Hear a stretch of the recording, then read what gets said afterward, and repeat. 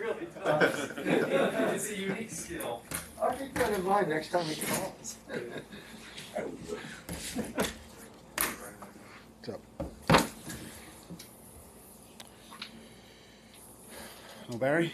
So how am I also I know? He chose the Marlins apparently. So has there been progress with Devontae Parker and what do you do in practice? This week? Will won't be able to practice this week. Devontae he'll be out of practice today, along with Greg Mans. Well, it's Mike Cleats week cause. I know you talked before about your mom and some of the people who know that you're repping the cancer cause. I'm curious if you would share why that means a lot to you. I think it's pretty obvious why, but I think cancer is something that affects a lot of people. Doesn't matter, all walks of life, poor, rich, black, white. Doesn't care about religion, race, nothing. It affects everyone. So obviously it's affected me as well and my family. I'm not alone in that, and any way I can support the fight against cancer, I will.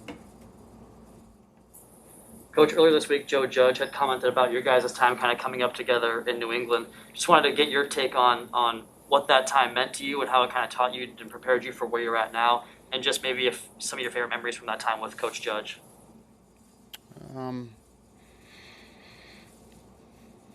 Yeah, I mean, we kind of came up together as young coaches trying to pave our way in this league. Early mornings, late nights, a lot of conversations, and it wasn't just myself and Joe. Obviously, there's a lot of guys on that staff. Some that are here, some that are in New York now. So I think we challenged each other as far as trying to learn from one another. We asked a lot of questions.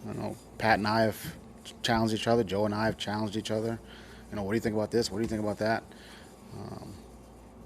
That's a good way to do it. I wouldn't think of it that way. I think that's how you get better. Iron sharpens iron. I believe that. On any team. So the coaching staff is a team. The players are a team, and it's one big team. But I think that environment was great for me personally, being around a lot of great coaches. I certainly was able to get better and make improvements. Teaching styles, methods. I think Joe's somebody I definitely learned from. He's got a PhD in education, so he knows how to teach. I don't think people know that. But at the end of the day, coaching is teaching, and I learned, some teaching methods from him. Again, I learned a lot from him and a lot of people there. So I have a lot of respect for him, and I know he's a friend first.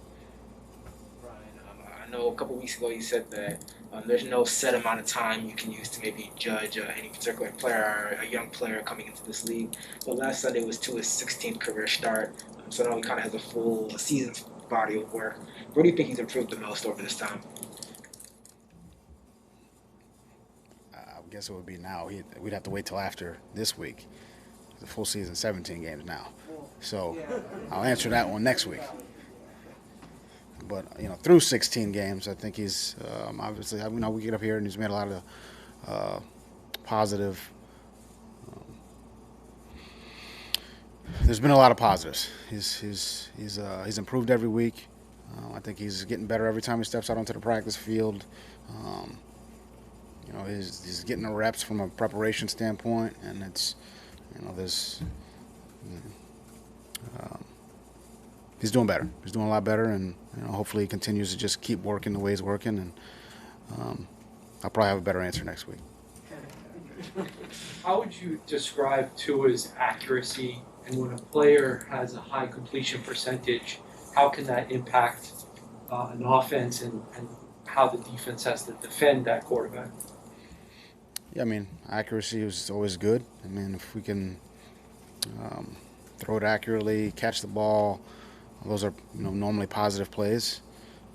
Positive plays keep you on schedule, and if you're on schedule, then normally good things happen. When you're off schedule or behind in the sticks, it's harder to pick up the yardage and the amount of downs that we have. So I think accuracy is very important. He's been accurate. We've asked him to be accurate. He's practiced that way in practice. It's showing up in games.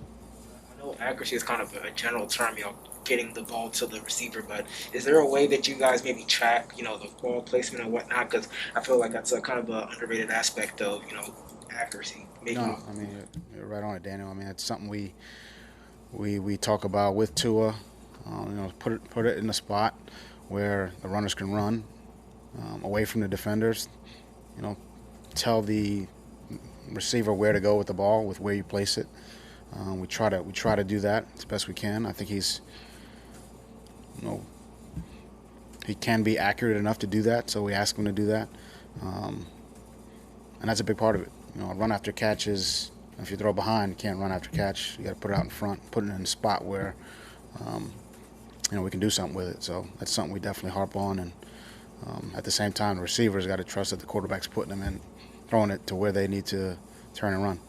How much of accuracy do you think is sort of innate, and how much can be learned, developed, improved? It can certainly be learned, developed, improved. But yeah, I would say it's innate. I can only be so fast. I can develop it, but it's going to be slow. So I think it's similar in that way. Probably not a good comparison, but I think there's definitely some natural ability to put the ball where you want it. So what is he doing these days, and what are the key factors in determining that he cannot be doing? With who? Oh, I mean, yeah, he had a pretty significant fracture in the finger. There's a lot of broken bones in there, and still healing, and just not able to get out there yet. Right, Andrew Van Ginkel has been making a lot of plays recently, a lot more so than earlier in the season. Are you seeing anything different in him, or is it just a matter of getting more opportunities and him capitalizing on them? I think he always plays. He's always consistent. He's tough. He's physical. He always plays with high effort and motor. Every game's a little bit different. He's certainly I would say normally takes advantage of his opportunities. Took advantage of some rush opportunities last week, but he also does a good job setting the edge, getting some batted balls. I think collectively as a group, I think they're making more plays, and he's just part of that.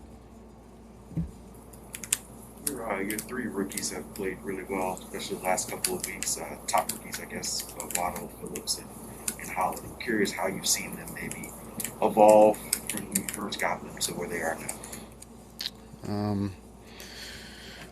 I think the entire rookie class, they're all working hard. They're all improving, getting better.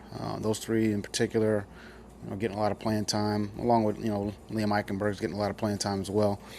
He's making improvements as well. I think those guys are, it's really what I've been saying all year. They're sponges. They're eager to learn and eager to improve, get better. I think they've made a lot of improvements over the course of the year. I think probably some of the flash stats came up last week. That's why we're spending a lot more time. But I think they've all made improvements. Whether it's sacks or yards or our interceptions. But I just I would we've had this conversation on the big stats. I think if again, it's 1,000 plays, if you get 10 sacks, that's 1% of your plays. So, big picture wise, I think they've been doing a good job really the last 4 or 5 weeks, and They're making improvements, and some of those bigger plays are showing up. But it's the little things that I try to put a lot of attention to, because the little things turn into big things, and I think that's really where they've taken care of some of those things, getting a line, knowing their assignments, knowing their responsibility, being in the right gap, taking the right angle, on a stunt, which will put you in position to, potentially get a sack. I think all those little things are showing up, and that's where they need to keep their focus. With I guess with Phillips and Holland in particular, both of those guys, I think you guys started them off a little slower as far as reps, and now they've kind of ramped up to full-time players. How is maybe your philosophy or your way to kind of treat them maybe paid off in your development? That makes sense. Yeah, I think it's it's hard to just come in and just jump right in, I would say. So if it's possible to do it incrementally, try to do that. I think that we try to do that, or we've tried to do that as much as we can. Sometimes there's a need, and you got to throw them in there. But we were able to take our time with both of those guys, and when we felt like they were ready, we put them in there. Brian, do you expect Phillip to be a bigger part of the game plan this week? Has he learned enough about this offense that you can extend his package a bit? He's he's in here every day trying to get a better grasp of the terminology, the ball handling, protection calls, little nuances within a run scheme or pass scheme. So then we got to go out there and practice it, and walk through it, and then practice it, and then see what it looks like. But I think there'll be an opportunity for that. We'll see how it goes this week in practice. Ryan, I remember a couple weeks into the season, Eric Rowe saying we have to do, as a defense, we have to do what's important on the early downs in order to kind of do what we do best. How important specifically has your defensive front been in stopping the run, limiting early down success, and then you guys being able to do what you do best on third downs? Yeah, I think that's always trying to execute on early downs.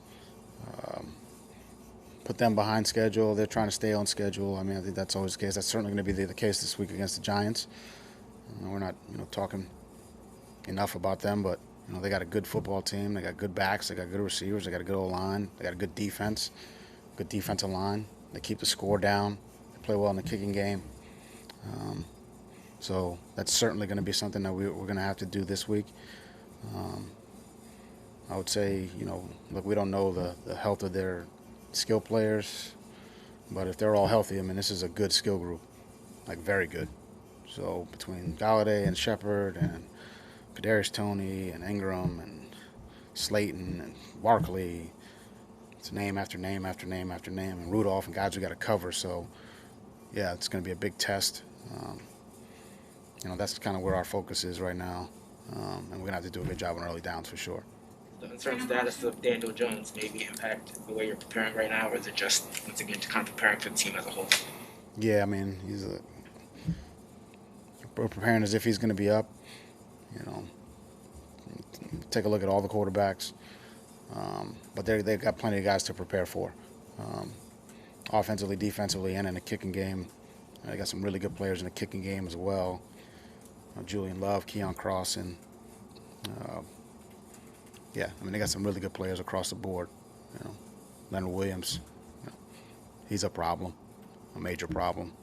Bradbury, so they got a good team, and I know, this staff, so they're going to have their team ready to go, for sure. So this will be a major challenge for our team. And we got to prepare the right way and keep our focus right there.